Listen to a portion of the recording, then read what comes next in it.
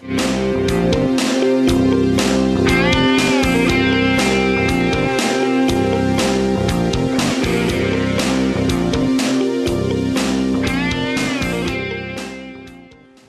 뭐 영화 제목에 보면 생활의 발견 뭐 이런 내용이 있습니다. 생활의 변화라고 할까요? 그것을 포착해서 우리가 투자의 힌트를 얻고 중심을 세우는 시간입니다. 마켓 키워드고요. 오늘도 다양한 이야기거리로 여러분께 많은 말씀을 해주실 분이 나오셨습니다. 우리 자산운용의 김학주 상무 나와 계십니다. 안녕하십니까? 예, 안녕하십니까? 자, 매주 금요일마다 제가 공부를 좀 많이 합니다. 김상무님 때문에. 자, 오늘도 여러 가지 이야기를 들어보고 공부를 좀 해보고 싶은데요. 이 재정절벽 문제가 조금 수면 아래로 가라앉는 분위기가 시장에는 좀 우호적인 것 같습니다. 결국엔 해결될 것이다. 이런 뭐 막연한 기대감일 수도 있겠는데요. 어떤 진행 상황들 어떻게 좀 보고 계십니까? 뭐 내부적으로는 그렇게 이야기를 하고 있죠. 또 그 방법밖에 없으니까요.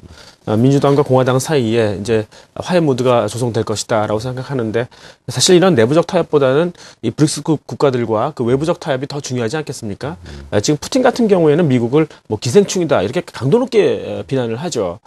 이제 메르켈은 푸틴한테 그러지 마라 이렇게 이제 설득을 하는 그런 차원인데 사실 뭐 미국이 계속해서 돈을 찍어도 그 돈이 투자될 수 있는 그런 무대를 만들어줄 수 있는 건 결국 이제 신흥국가들이니까 이들한테 좀 잘 보여야 될 것이다 이렇게 생각을 하는 거죠. 그러니까 중국은 이제 미국이 원하는 대로 이 좀 소비를 빠른 기간 내에 좀 부양을 시키려면은 그러면 이제 공산당, 그러니까 기득권이 좀 포기를 해야 돼요. 그러니까 이제 금리를 올려서 이제 서민들의 금융소득을 올려줘야 되지 않겠습니까? 금리를 올리면 아무래도 이제 자산 가격이 떨어지겠죠. 그럼 기득권이 이제 손해를 보는 거죠.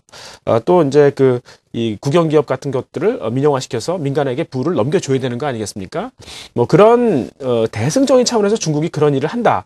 그럴 것 같으면은 좀 소비는 촉진될 수 있겠는데 과연 이들한테 대해서 이 미국은 무슨 선물을 해줄 수 있는 건가 하는 거죠. 그건 아무래도 이제 미국이 쉘가스를 갖고 있으니까 그것으로 유가를 큰 폭으로 떨어뜨리면 보답이 될 것이다 이렇게 볼 수 있겠죠. 그래서 이렇게 대타협이 마련된다 그러면 수혜주가 뭐냐? 그러면 결국 이제 중국 특히 이제 아시아 관련 소비주들 아니겠습니까? 그건 빼놓을 수가 없을 것 같고요. 이제 유가가 이제 하락하면서 생기는 이제 전기가스 수혜주들이 있겠죠. 뭐 운송주도 연료비가 떨어지니까 수혜주가 될 수 있겠습니다만은 이건 경기 민감 문제 아니겠어요? 그건 얼마나 경기가 빨리 회복되느냐를 봐가면서 사도 늦지 않을 거니까 천천히 좀 보셔도 될 것 같습니다. 네. 자, 우리는 전통적으로 이 자원의 빈국이라는 이야기를 많이 들었습니다. 그래서 등장하는 용어 중에 자원의 무기화라는 이야기 들으면 좀 섬찟섬찟하는데요. 이 셰일가스 이야기를 또 해주셨군요. 에너지의 또 중추적인 것은 미국이 많이 쥐고 있는데 앞서 셰일가스를 가지고 이 유가를 조금 낮추는 이런 현상들이 나타나게 되면 우리 정유주에는 어떤 영향을 주게 될까요? 미국이 선물을 주는 건데 과연 정유주도 거기에 수혜가 될 것인가 하는 건데요. 저는 일단 긍정적이라고 봅니다. 그러니까 유가가 하락하면 그 정유 산업의 원료, 그러니까 피드스탁 가격이 떨어질 거 아니겠습니까? 그러니까 뭐 일단 긍정적이죠. 근데 이제 가스가 이 석유의 수요를 얼마나 잠식할지 그걸 또 이제 쉬어봐야 되기 때문에 그 둘의 속도를 비교해봐야 될 것 같습니다. 앞으로 이 아시아 위주의 소비가 확대되면 아무래도 이 아시아의 대도시화되는 거 아닙니까? 그러면 운송 거리가 늘어나잖아요. 그러면 이제 석유의 수요가 그만큼 늘 수밖에 없고 특히 이제 중국이 중국 사람들이 많이 여행을 가지 않습니까? 영내에서. 그러니까 어떻게 보면 이 석유가 이 중국 소비의 어떤 그 수혜주다 이렇게 또 볼 수가 있겠습니다. 물론 이제 중국을 비롯해서 신흥 국가들이 많은 이 정유 설비를 막 늘리고 있지 않습니까? 그건 부담스럽지만 그에 못지않게 지금 노후 설비가 해체되고 있거든요. 그러니까 호주 같은 경우가 이제 2010년경에 자국 내 그 수요의 한 25%를 수입했었어요. 근데 2015년까지는 거의 50%까지 수입하겠다고 그러던데요. 그러니까 노설비를 계속 이제 해체를 시키는 거죠. 그러면서 우리는 한국이나 인도나 싱가포르에서 수입을 하겠다 이런 거 아니겠습니까? 그래서 이제 호주 같은 경우가 왜 그 셰일가스 같은 것도 많이 묻혀 있는데 그거를 캐내지 않고 이 석유 제품을 수입하려고 하는가 하는 거죠. 그만큼 셰일가스가 있지만 그거를 경제성 있게 채굴하기 어렵다는 거 아니겠어요? 요즘에는 뭐 물을 쓰지 않아도 물로 밀어내지 않아도 뭐 프로판가스라든가 이산화탄소로 밀어낼 수 있는 기술이 있다고 하지만 아직은 경제성 있게 퍼올릴 수 있는 그런 기술은 없는 것 같아요. 그래서 이 가스라는 것이 석유를 단기간 내 파격적으로 대체 못할 것이다. 그러니까 석유의 수요가 그렇게 많이 줄지는 않을 것이다. 그렇지만 약간만 이 북미의 셰일가스가 대체를 시켜도 유가는 폭락할 수 있으니까 어떻게 보면 정유한테는 뭐 수요는 덜 줄고 가격은 이 피드스탁의 가격은 떨어질 수 있으니까 좀 좋은 거 아닌가 이렇게 또 해석할 수 있겠습니다. 그렇군요. 자, 정유업체에 대해서 부정적으로 볼 필요 없다 이렇게 해주셨고요. 또 미국은 뭐 대선이 끝났습니다. 중국도 정권 교체가 마무리된 걸로 지금 나오고 있는데 우리나라 이제 대선이 불과 한 달 남았습니다. 한 달이 채 못 남았는데요. 이 대선 관련돼서 요즘 가장 큰 이슈는 경제 민주화가 화두 아니겠습니까? 네. 또 특히 이 경제 민주화는 환율에 또 영향을 많이 주게 되는 것 같은데요. 관련된 내용들 어떻게 풀고 계십니까? 예, 이제 요즘에 심심치 않게 얘기가 되고 있어요. 그러니까 첫 번째는 이제 순환 출자 그 제안을 한번 해보겠다 이런 건데요. 뭐 그걸 당장 해야 된다, 아니면 천천히 해야 된다, 뭐 이렇게 옥신각신 많이 하는 것 같습니다. 근데 사실 어떻게 보면 능력 없는 부모가 괜히 자녀만 많이 거느리고 있어서 자녀를 고생시키는 꼴 아니겠습니까? 근데 이러한 비효율적인 어떤 그런 지배구조라는 것이 지금은 경기가 좋으니까 잘 드러나지 않아요. 근데 2013년에 드디어 경기 침체가 돼서 이 장치 산업의 어떤 그런 쇼크가 오기 시작하면 아주 극명하게 드러날 겁니다. 안 할 수가 없을 거예요. 그래서 과연 이 능력 있는 부모가 M&A 할 그런 대상 기업이 어딘가 하는 걸 잘 찾아볼 필요가 있겠습니다. 두 번째는 이제 집중 투표제죠. 그러니까 이제 소액주주들의 의결권을 연합해서 이 대주주에 대한 그런 영향력을 좀 강화시킬 수 있는 뭐 그런 쪽을 볼 수 있는 거죠. 그래서 유보율이 높은데 배당 성향이 낮다. 그리고 그런 가운데 이제 뭐 대주주의 어떤 지분율이 좀 낮다. 이런 기업들은 한번 좀 볼 필요가 있겠습니다. 그러니까 과거에 이제 KTNG가 칼 아이칸한테 이 적대적 M&A를 한번 받은 다음에 굉장히 주주 친화적이 되지 않았습니까? 그런 태도의 변화를 한번 좀 볼 필요가 있다 이렇게 생각할 수 있겠고요. 끝으로 이제 그 부품업체 가운데 실력은 있지만 이 그 완성품 업체의 어떤 그 친인척 계열사들한테 밀려서 좀 힘을 못 쓰는 그런 그 부품사들 같은 경우에는 그런 어떤 차별이 없어질 것이다. 뭐 이런 데서 또 한번 기회를 찾아볼 수 있겠습니다. 그렇군요. 자, 이 분배 문제, 또 뭐 경제 민주화, 하여튼 합리적인 분배죠. 너무 쏠려 있는 것을 조금 완전히 공평하게 하자는 그런 사회주의 개념이 아니라 조금 적당히 좀 이렇게 밸런스를 맞추자라는 개념이니까 관련된 기업들 한번 좀 볼 필요가 있다. 이렇게 또 해주셨고요. 자, 저도 자주 듣는 얘기이긴 합니다만 대부분의 그 연인들, 뭐 주말에 뭐 하세요? 이러면은 딱히 저도 생각나는 건 없습니다. 집사람하고 그냥 뭐 아기가 없으니까 영화 보러 가고 식사하고 이게 다거든요. 요즘 영화 보는 인구들이 많이 늘었어요. 장년층도 이제 영화를 많이 보시는데 이런 영화 관객이 크게 늘고 있는 것을 산업의 생활의 어떤 구조적인 변화라고 좀 인지를 해도 될까요? 어떻게? 예, 아무래도 이제 말씀하셨듯이 적은 돈으로 여가를 즐길 수 있으니까 특히 이제 불황형 산업으로 이해할 수가 있겠죠. 아마 2013년에는 더 그럴 거예요.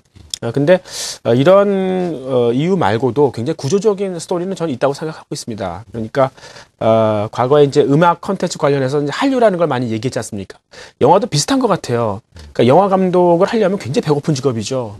뭐 얼마 전에는 굶어 죽은 그런 사람도 있었는데 하여튼 하기 쉽지 않았었는데 이제는 우리나라도 형편이 좀 피다 보니까 이 마음 놓고 여기만 미쳐서 전념할 수 있는 그런 영화 감독이 많이 생긴다는 거죠. 그래서 한국의 영화 콘텐츠가 굉장히 다양화되는 그런 모습으로 좀 볼 수 있겠습니다. 그동안 이제 한국 소비자들이 영화관을 덜 찾았던 이유는 외화가 굉장히 많았잖아요. 근데 아무래도 정서상 잘 안 맞습니다. 그래서 이 블록버스터 이외에는 잘 안 가려고 그러죠. 그래서 이제 이런 또 할리우드 영화 같은 경우가 요즘에는 조금 변질되는 것 같아요. 그러니까 스펙타클한 부분만 강조해서 좀 안 좋은데 이 한국 영화는 이제 이 드라마 중심의 어떤 탄탄한 내용들도 섞여 있기 때문에 굉장히 호응을 많이 받는 것 같습니다. 그래서 앞으로 한국 영화의 콘텐츠가 많아질수록 이 영화 관객들이 계속 늘어나고 작년 같은 경우가 이제 그 300만 이상의 흥행작이 한 6편밖에 안 됐거든요. 근데 벌써 10편이 넘었어요, 올해는.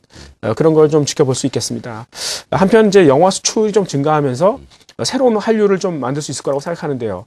중국 같은 경우도 그동안 이 한국 영화가 좀 히트를 쳤었죠. 근데 돈은 못 벌었어요. 그 이유가 뭐냐면 조금 이제 그 관객들이 늘어나서 돈을 벌만 하면은 이제 그 땅 주인이 임대료를 올려버리는 거죠.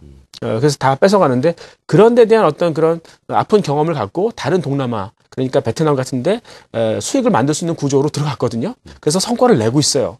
그래서 이제 앞으로 이제 그 극장이라든가 영화 콘텐츠 이런 쪽도 한류를 형성할 수 있다. 음원처럼 그런 그 기회를 좀 볼 수 있겠다. 이렇게 볼 수 있겠습니다. 그렇군요. 자, 요즘 또 이 미디어에 대한 변화가 많습니다. 올해 말로 이제 아날로그 방송이 종료되고 디지털로 강제적으로 변환하는 법제화가 돼버렸고 여러 가지 그 미디어에 대한 것은 굳이 이제 뭐 여론이라고 하는 것도 형성이 되고 그것이 또 권력의 기반이고 항상 그 관심의 대상이긴 한데 실생활에서도 그런 게 많지 않습니까? 이 애플 TV, 뭐 구글 TV, 소위 말하는 그 IPTV, 인터넷으로 전송되는 그런 형태의 것들이 등장하게 되면은 앞서 개봉작도 이제 집에서 뭐 영화를 뭐 볼 수도 있는 이런 환경의 변화가 생길 수도 있을 것 같은데요. 이런 환경의 변화와 산업과 연관 지은다면 어떤 또 변화가 있죠? 그게 이제 영화 산업의 뭐 위협적인 요인이 될 수도 있겠다 이렇게 생각하는데 아무래도 뭐 집에서 영화를 보는 거하고 그 극장에서 보는 거하고 좀 다르지 않겠습니까? 그렇죠. 팝콘을 먹어야 되니까. 뭐. 예, 그런 부분도 좀 있을 것 같고요. 특히 이제 애플 TV가 되게 주춤거리고 있어요. 그러니까 원래 올해 말에 나온다고 그러지 않았습니까? 근데 또 내년 말에 나온다는 얘기가 있더라고요. 계속 이제 뒤로 이제 지연이 되는 거죠. 왜냐하면 이 컨텐츠를 주는 업체들이 네. 이 애플에 되게 실망을 한 것 같아요. 과거에 이제 스마트폰에 있어서 이 앱스토어에서 이제 그 음원을 다운받을 때 1달러 내거든요. 그러니까 그거는 거의 가격 파괴였었어요. 미국에서는. 그러니까 이 컨텐츠 업체들이 자기네 그 컨텐츠를 되게 헐값으로 애플에 사가서 그냥 뿌린다는 거죠. 그러면서 애플은 이제 하드웨어 그러니까 스마트폰에서 돈을 버는 거죠. 근데 애플 TV 같은 이 IPTV 같은 경우는 이 비즈니스 모델이 다르거든요. 그래서 나는 이제 두 번 속지는 않겠다. 그리고 사실 뭐 애플도 이렇게 이런 IPTV를 대량 그 스마트폰처럼 팔 수 있는 거 아니니까 결국 비즈니스는 좀 안 될 것 같다 이렇게 생각을 하는 거죠. 그러니까 만약에 이런 스마트 IPTV들이 진짜 한번 대박을 내기 시작하면 그 삼성전자나 LG전자한테 굉장히 큰 호재가 될 거예요. 왜냐하면 이 고가의 TV, 부가가치가 되는 TV의 새로운 시장을 애플이나 구글이 열어주는 거 아니겠습니까? 네. 그럼 또 한 번 대박을 치는 거죠. 근데 그거는 아직은 조금 이런 컨텐츠 업체들과의 어떤 갈등 때문에 당장 오지는 않을 것이다 이렇게 볼 수 있겠습니다. 네.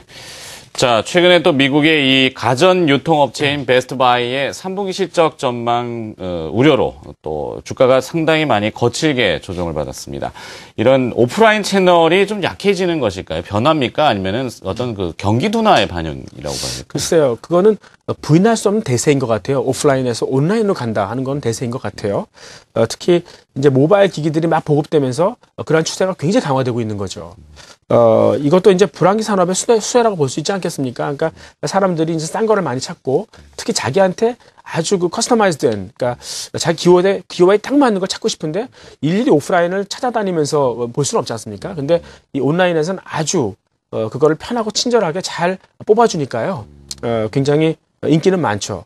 근데 이 온라인 쇼핑몰에 대해서 과거에는 그렇게 좀 좋지 않게 봤던 그런 이유가 뭐였었냐면은 수요는 좋다. 그렇지만 이거 누구나 할 수 있는 거 아니냐. 그러니까 진입장벽이 낮다. 이런 것 때문에 디스카운트 됐었거든요. 실제 그랬어요. 근데 이제는 브랜드가 생겼습니다. 그러니까 뭐 영화 티켓이라든가 공연 티켓은 누가 잘한다. 그리고 뭐 호텔이나 여행의 어떤 예약들, 네. 그리고 여행 상품 이런 것들은 그 상품마다 다 브랜드가 정해져 있거든요. 그래서 이제는 진입 장벽이 굉장히 높아졌다 이렇게 볼 수 있겠고 또 이제 경쟁 업체도 많이 망했습니다. 그래서 구조 조정이 됐거든요. 그런 상태에서 수요가 막 올라오니까 이런 거는 좀 앞으로 다시 한번 차별화가 될 것이다. 이런 쪽에서 접근을 해야 될 것 같고요. 이렇게 사람을 모을 수 있는 어떤 그 집객력 힘이 있다 그러면 앞으로 어떤 비즈니스도 할 수 있거든요. 비즈니스의 어떤 다각화 뭐 이런 쪽에서도 이제 그 가능성을 보는 거죠. 그래서 앞으로는 이제 온라인 쇼핑몰에 대해서 한번 좀 신경을 쓰고 볼 필요가 있겠습니다. 그렇군요.